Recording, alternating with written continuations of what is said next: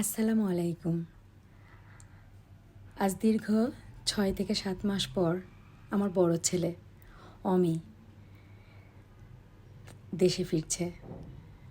যদিও খুব অল্প সময়ের জন্য ফিরছে, মাত্র 15 দিনের জন্য।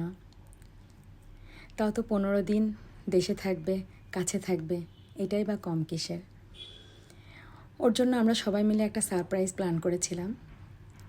আইডিয়াটা অবশ্য মমর, ডেকোরেশনটাও মমই করেছে। আমরা সবাই মিলে সহযোগিতা করেছি। আসলে উদ্দেশ্য ছিল এটা, ওর আসার পরে ওর নিজের বাসভবনে, নিজের দেশে একটা অন্যরকম ভালো লাগা যেন কাজ করে।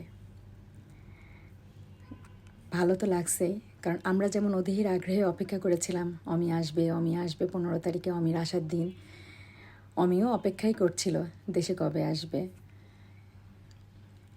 ওর ঘরটাকে ওর মনের মতো করে সাজিয়ে দিয়েছি।